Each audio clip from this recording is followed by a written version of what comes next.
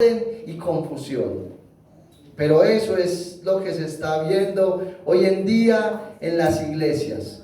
Ahora, ese tipo de cosas se manifiesta, número uno, en personas que nunca han nacido de nuevo. Y número dos, en personas que no son maduros en la fe. Porque una persona madura en la fe jamás va a permitir que cosas como esas estén dentro de la iglesia. Jamás pasaría eso. Pero entonces, esa no es la única estrategia que el enemigo usa para traer el mundo a la iglesia. Ahorita veíamos en los primeros 3 versículos cómo Santiago está hablando acerca de los pleitos y las guerras que se levantan entre creyentes. Y esos pleitos, escuche lo que le voy a decir, porque si usted de pronto está involucrado entre esas personas, usted tiene cualquiera de estos dos problemas: o usted no ha nacido de nuevo, o usted no es una persona que está creciendo en la fe. Usted es un niño espiritual si usted está involucrado dentro de este conflicto en la iglesia. Ahora, gloria a Dios, esto no pasa aquí en este lugar, pero esto pasa en muchos lugares. Iglesias donde los hermanos entran en conflicto totalmente. Iglesias donde los hermanos tienen grupos divididos. Hay un grupo aquí, hay otro grupo allí, hay otro grupo allá, y ni siquiera se saludan. Eso es triste, porque eso lo único que hace es traer división a la iglesia. Pero nosotros tenemos que mirar el alcance que tiene todo esto. Porque cuando una persona tiene algo en su corazón, esta persona contagia a la iglesia. Aquel que es chismoso no es capaz de guardar el chisme para él. Siempre va y le cuenta a otro hermano: hey, mira, yo vi a fulanito de tal esta mañana y lo vi por allá todo mal parqueado. Y entonces ya ese otro hermano ya empieza a sentir algo en el corazón hacia ese hermano, ya deja de saludarlo, ya ni siquiera empieza a orar por él, y eso se extiende. Lo mismo cuando alguien no está de acuerdo con la predicación en la iglesia, lo primero que hace es acercarse a los otros hermanos. Esa predicación de ayer como que no, mire, vea eso. No, qué predicación tan mala. Y empiezan a regar el veneno. Y todo eso es lo que va creando conflictos dentro de la iglesia. Porque el que es chismoso, el que es rencoroso, no es capaz de guardárselo para sí mismo. Él siempre va a tratar de involucrar a otra persona, pero todo aquel que se deja involucrar muestra que verdaderamente no es maduro en la fe. Cuando a usted una persona se le acerque a hablarle mal del hermano, inmediatamente frénelo en seco y dígale: hermano, vaya y dígale eso al hermano, hable con él usted. Si usted siente eso hacia él en el corazón, vaya, desahóguese directamente con el hermano. Pero usted no se deje envenenar. Nosotros tenemos que mirar ese pecado dentro de la iglesia como una pandemia. Yo solamente quiero que usted se imagine algo. Nosotros acabamos de pasar por el tiempo de la pandemia. Pero supongamos que hace 2 años, cuando estábamos en el auge de la pandemia, supongamos que esa pandemia nos haya alcanzado a todos. Y solamente hubiera una persona sobre el mundo que tuviera la cura. Y esa persona viniera en esta noche, o hubiese venido en alguna de tantas noches a la iglesia a traernos la cura para esa pandemia. ¿Qué hubiéramos hecho nosotros? Hubiéramos recibido una cura para esa pandemia. Bueno, afortunadamente la misma palabra de Dios tiene la cura para todo ese tipo de cosas que se manifiestan dentro de la iglesia y que nosotros tenemos que combatir para que no se infiltren dentro de nosotros. Pero ya esto lo vamos a ver un poquito más adelante.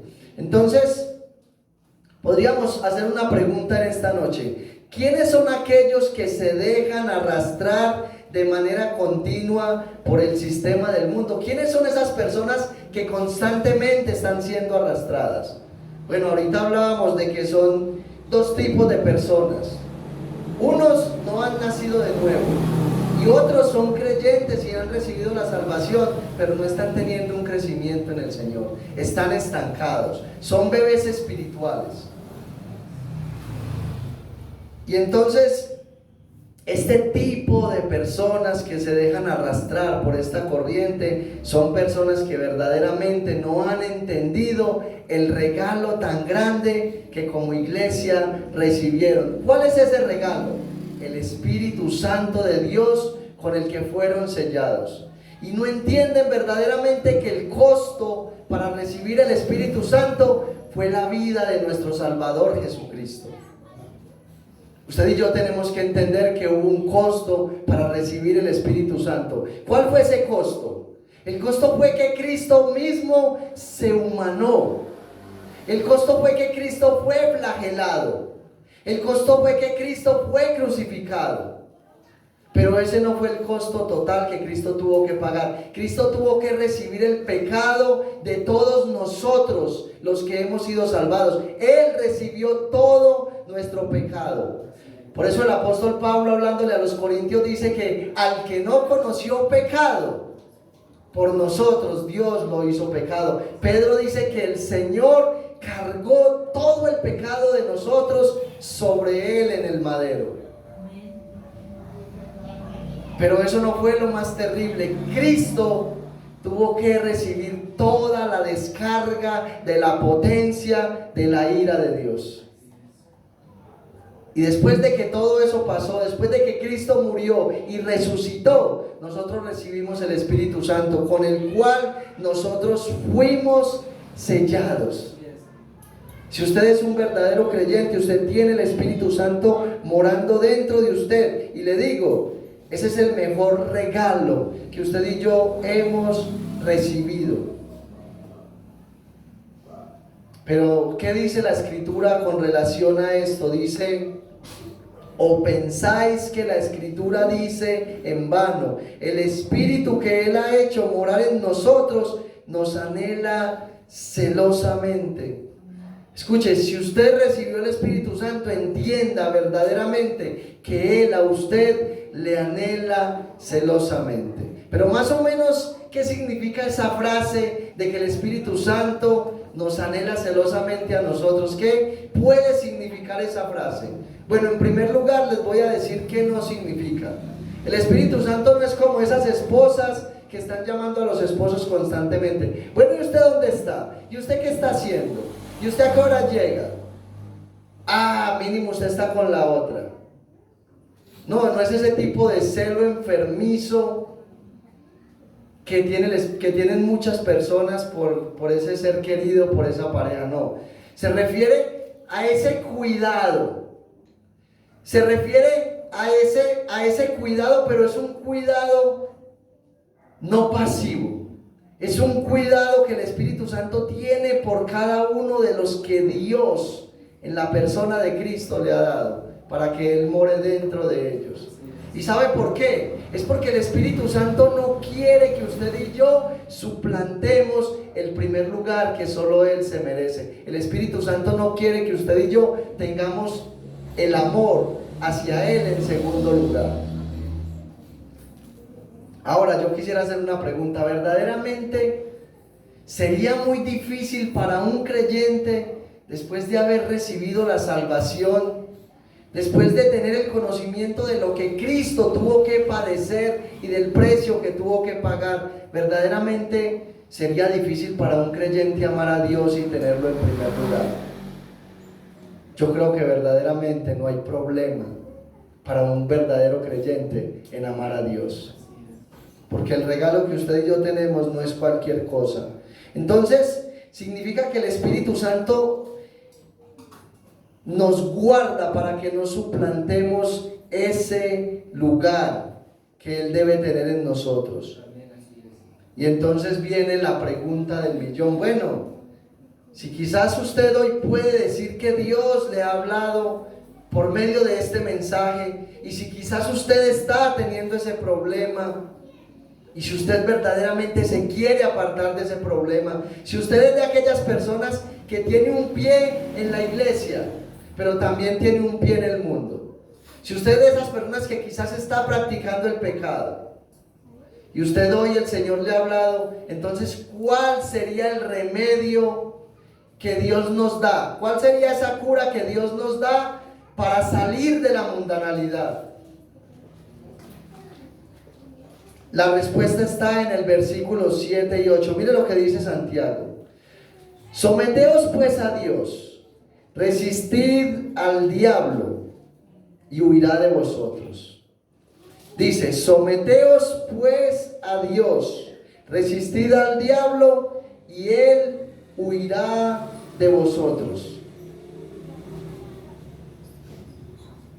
Es imposible que un creyente nacido de nuevo, que un creyente que tiene gratitud en el corazón, verdaderamente no reconozca el señorío de Cristo. Pero escuche lo que le voy a decir.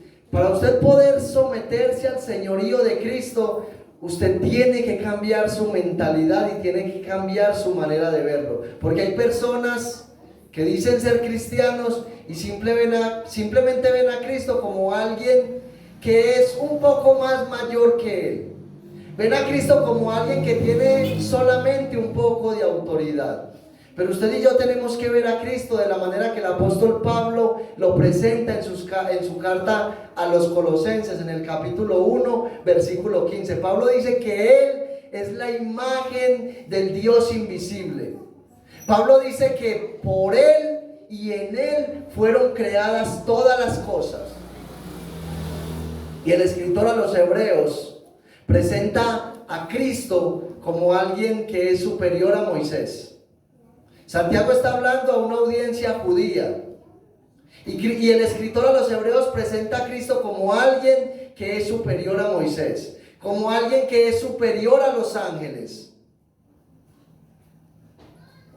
Y hoy Santiago nos dice que nos sometamos a Él. ¿Sabe por qué? Porque Él es muchísimo más superior a nosotros. Porque Cristo es el Dios encarnado. Porque Cristo es el creador del universo. Y adicional a eso, porque Cristo nos compró a usted y a mí a precio de sangre. Porque usted y yo somos esclavos de Cristo. Porque usted y yo no somos dueños de nuestra propia vida. Y por eso, si usted y yo reconocemos el señorío de Cristo, debemos someternos a Él y a su autoridad.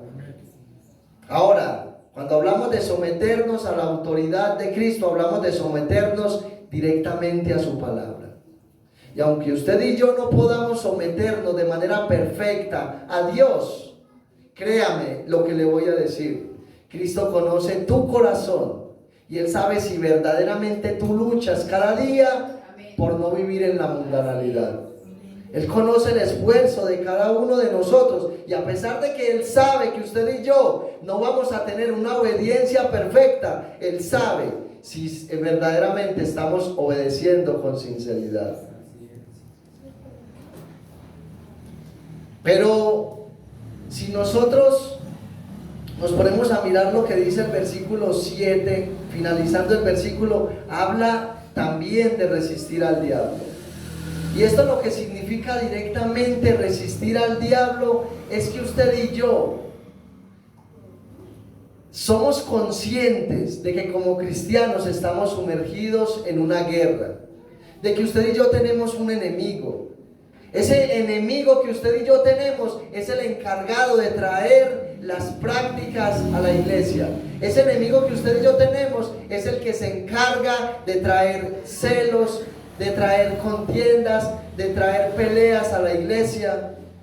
Y entonces a ese enemigo es al que usted y yo tenemos que resistir. Si usted y yo resistimos al diablo, el diablo tendrá que huir de nosotros. Pero ¿cómo lo resistimos? Cuando estamos sometidos a Dios. ¿Y de qué manera nos sometemos usted y yo a Dios? Versículo 8 dice: acercaos a Dios y Él se acercará a vosotros. Tenemos que acercarnos a Dios.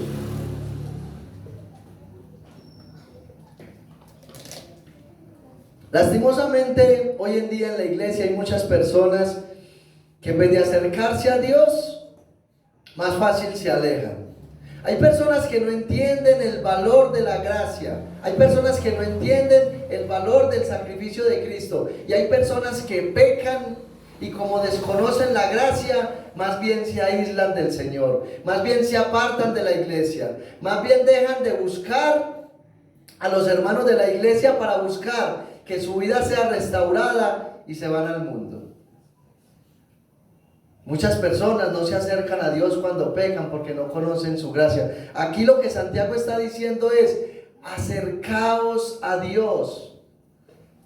No importa verdaderamente hasta qué punto llegue un cristiano, hasta qué punto llegue a pecar un cristiano dentro de la iglesia. El consejo de Santiago no es que se aparte, que se aleje. El consejo es: acercaos a Dios. ¿Por qué? Dice: porque Él se acercará a vosotros. La Biblia dice que Cristo siempre se deja hallar de todo aquel que se acerca con un corazón sincero. Dice: pecadores, limpiad las manos, y vosotros los de doble ánimo, purificad vuestros corazones. Afligíos y lamentad y llorad. Vuestra risa se convierta en lloro y vuestro gozo en tristeza. Humillaos delante del Señor y Él os exaltará. ¿Sabe de qué manera tenemos que venir nosotros constante y continuamente delante del Señor? Como dice aquí: afligiendo nuestro corazón y llorando, lamentando nuestra condición. Seamos sinceros y seamos realistas. Si usted y yo miramos la vida cristiana desde nuestro propio punto de vista, no importa cómo usted y yo vivamos, vamos a estar caminando bien. Pero si usted y yo miramos la vida cristiana con la lupa con la que Cristo mira, usted y yo verdaderamente tenemos cosas en nuestro corazón que nos apartan de la presencia de Dios. Usted y yo tenemos inclinaciones a las cosas del mundo.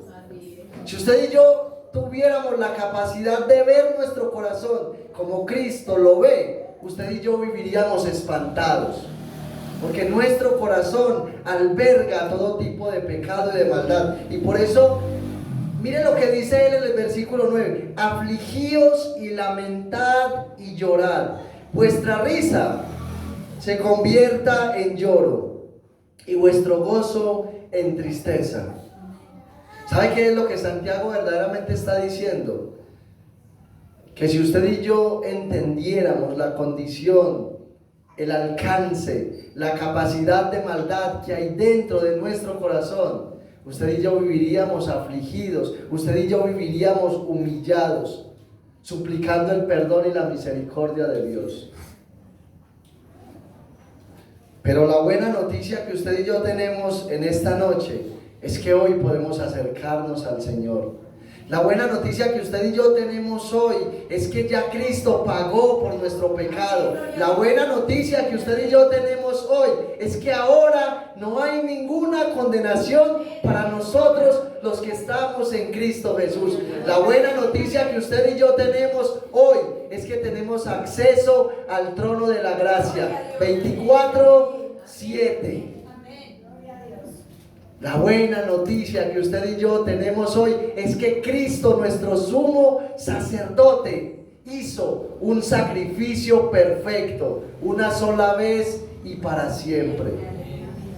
Y si usted y yo pecamos delante de Él y venimos, como dice este texto, afligiendo nuestra alma con plena sinceridad, en plena dependencia de Él, en plena dependencia del Espíritu Santo, como finaliza diciendo el texto: humillaos delante del Señor y Él os exaltará. Amén. Vale la pena seguir viviendo la vida cristiana humillados delante de nuestro Salvador. Vale la pena seguir viviendo la vida cristiana dependiendo de Dios. Usted y yo somos pequeños, pero Él es grande. Usted y yo no podemos pelear contra nuestro pecado, pero la Biblia dice que ya Él venció en la cruz del Calvario.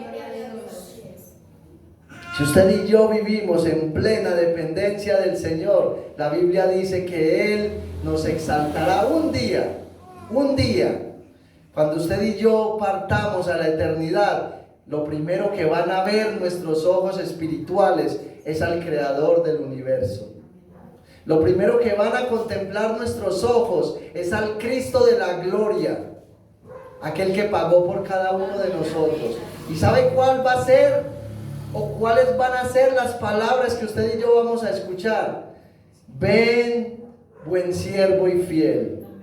Esas son las palabras que usted y yo vamos a escuchar. Pero escuche, para que eso pueda pasar y para que eso se pueda hacer efectivo en nuestra vida, tienen que pasar dos cosas. Número uno, usted y yo debemos valorar el hecho de que hoy somos la esposa de Cristo. Usted y yo tenemos que vivir una vida en santidad. Usted y yo tenemos que amar lo que Dios ama y aborrecer todo lo que sea pecado delante de Dios. Y le voy a decir algo, no importa si para usted no es pecado, si para Dios es pecado, usted se tiene que apartar. Porque el problema que tienen muchos cristianos hoy en día es que miden el pecado de acuerdo a sus propias convicciones, pero el pecado se tiene que mirar bajo el estándar de Dios establecido en su palabra. No importa de qué manera usted y yo veamos el pecado, no importa. Tenemos que entender que Dios es infinitamente santo. Tenemos que entender que Dios es infinitamente sabio, y lo que Él decretó que es bueno, y lo que Él decretó que es pecado, es pecado. Entonces tenemos que aborrecer el pecado y amar la verdad de Dios. Y número dos, si usted verdaderamente se casó con Cristo, eso significa que usted ya se divorció del mundo. Nuestro antiguo marido se llamaba mundo, nuestro nuevo esposo se llama Jesucristo. Y si usted se casó con Jesucristo, usted ya se divorció del mundo. De modo que si alguno está en Cristo, nueva criatura es. Las cosas viejas pasaron, he aquí todas son hechas nuevas. Vale la pena seguir adelante, vale la pena seguir caminando con Cristo, vale la pena seguir amando a Dios y aborreciendo el mundo. No se le olvide lo que escuchó ahorita, no se vaya a ir a pelear con su familia. Pero usted y yo tenemos que entender que aún en nuestra familia hay prácticas que usted y yo no debemos hacer. Aún en nuestra familia no convertida a Cristo hay prácticas de las cuales usted y yo tenemos que huir. Pero esto no es en nuestra propia fuerza, esto es en plena dependencia del Espíritu Santo, pero a la misma vez es teniendo una convicción. Así que sigamos adelante, sigamos avanzando de la mano del Señor. No olvide algo, Cristo está a la puerta. La venida de Cristo está más cercana que cuando usted y yo creímos. Pero escuche, la buena noticia es que no sabemos cuándo. Pero si usted verdaderamente es de Cristo, usted le espera. Si usted verdaderamente es de Cristo, usted tiene vestiduras blancas y usted le está esperando. Pero si usted en esta noche no está preparado, no salga de este lugar como entró. Si usted en esta noche sabe que hay algo en su corazón que usted no ha arreglado, yo como predicador no sé qué hay dentro de usted, pero tenga la plena certeza que Cristo conoce todo. Si usted está teniendo amistad con el mundo, usted espiritualmente está en adulterio. Y si está en adulterio, está en pecado. Y si está en pecado delante de Dios, usted no es salvo. Y si usted no es salvo y se muere sin Cristo, usted se va a perder por toda la eternidad. Así que si usted tiene algo que arreglar en esta noche, humíllese delante del Señor, hable con Dios, dígale que le perdone, dígale que le limpie, pero hágalo de manera genuina y sincera delante de Él. El Dios de la Biblia es amplio y rico en misericordia, es amplio y rico para perdonar. El Dios de la Biblia es experto en restaurar vidas. El Dios de la Biblia es experto en levantar muertos de la tumba, de la sepultura, y darles salvación y vida eterna. Vamos a orar. Amado Dios y Padre, te damos gracias en esta noche por tu palabra.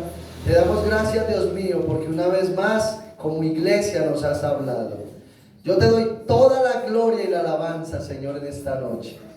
Yo te doy gracias porque a través de tu palabra nuestro ser interior se renueva cada día más. A través de tu palabra, Señor, nuestro carácter se va formando cada día. Gracias, Señor, porque a través de tu palabra nos enseñas a aborrecer las cosas temporales, A través de tu palabra, Señor, nos enseñas a quitar la mirada de las cosas que perecen. Y a través de tu palabra nos enseñas a poner la mirada en ti. Ayúdanos, Señor, como iglesia, a valorar ese matrimonio que tenemos contigo, Señor, a valorar como iglesia el hecho de que estábamos muertos, de que teníamos vestiduras inmundas y sucias a causa del pecado, pero hemos venido a Cristo por su pura gracia y misericordia y hemos sido vestidos con vestiduras blancas de salvación.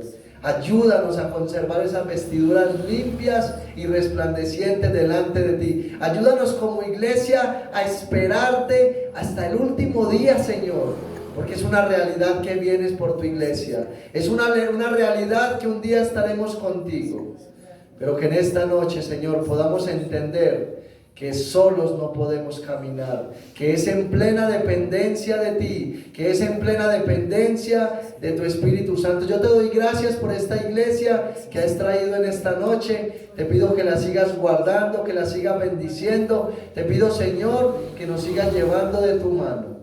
Ahora que salimos de este lugar, Señor, te suplico que no salgamos de tu presencia, que podamos meditar en esto que nos has hablado en esta noche y que a través de esta palabra que hemos recibido, Señor, nuestra vida pueda seguir siendo transformada, que podamos seguir siendo instrumentos en tus manos, que podamos seguir siendo vasos de honra y no vasos de deshonra, y que podamos seguir llevando este mensaje a todos los perdidos. Yo te doy gracias y te bendigo, Padre del cielo, en el nombre de Jesús.